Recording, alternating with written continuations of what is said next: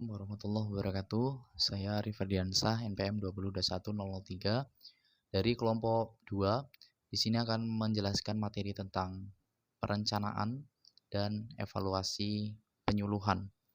Jadi di sini seorang penyuluh memiliki 3 fungsinya, yaitu fungsi yang pertama adalah sebagai perencana, di mana penyuluh ini merencanakan program, mendesain program, bagaimana program bekerja itu, bagaimana pelaksanaannya, serta mengevaluasinya. Setelah si penyuluh ini melaksanakan fungsi dalam perencanaan untuk membuat suatu program, maka penyuluh menjalankan fungsi yang kedua, yaitu perencanaan yang dilaksanakan, artinya action. Di mana program yang sudah direncanakan oleh si penyuluh ini nantinya akan dilaksanakan di lapangan. Dan yang ketiga adalah evaluasi. Setelah program direncanakan, kemudian program dilaksanakan, maka perlu dilaksanakan evaluasi.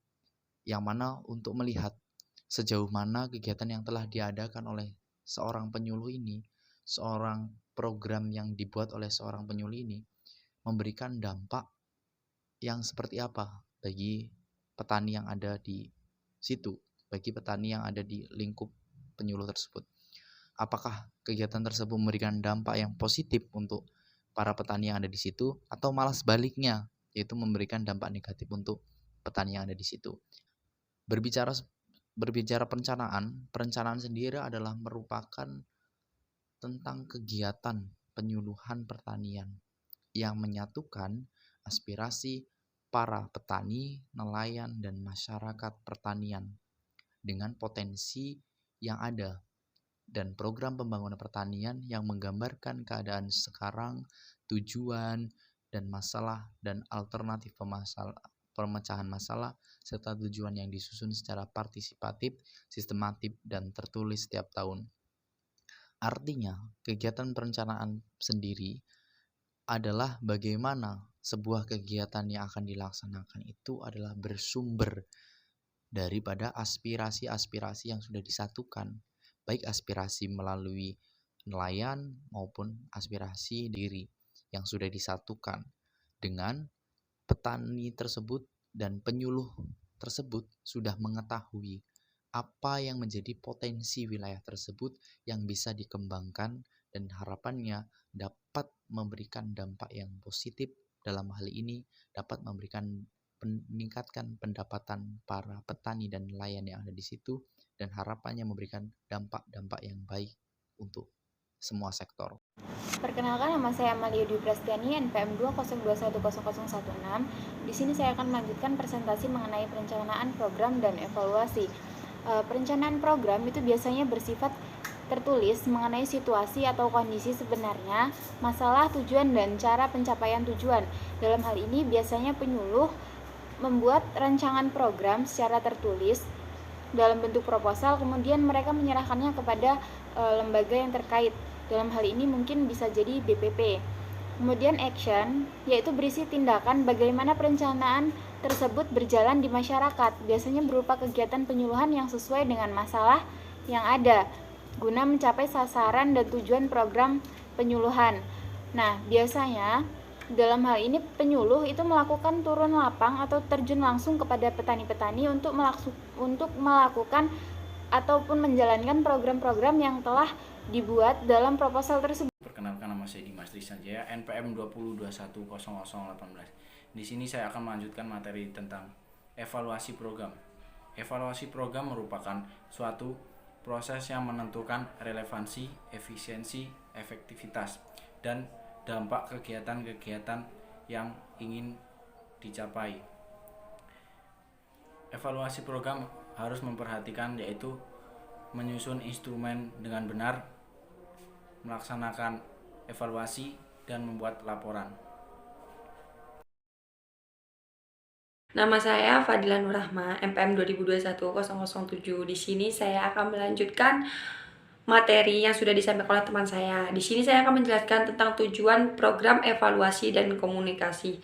Nah, apa itu tujuannya? Tujuannya yaitu adalah memperbaiki perencanaan kegiatan atau program penyuluhan dan kinerja penyuluhan, mempertanggungjawabkan kegiatan yang dilaksanakan, membandingkan antara kegiatan yang dicapai dengan tugas yang telah tercapai. Maksudnya yaitu dari tujuan tersebut dapat merubah perilaku seorang petani untuk memperbaiki program. Bahasanya di situ ada sarana, penyuluhan, produsen, perorganisasian, dan pelaksanaan penyuluhan pertanian. Dan untuk menyempurnakan kegiatan penyuluhan pertanian, makanya seorang penyuluh pertanian itu harus mempunyai tujuan agar setiap program yang telah beliau atau seorang penyuluh itu laksanakan itu mempunyai hasil yang maksimal dalam tujuan tersebut agar programnya itu dapat berjalan dengan baik.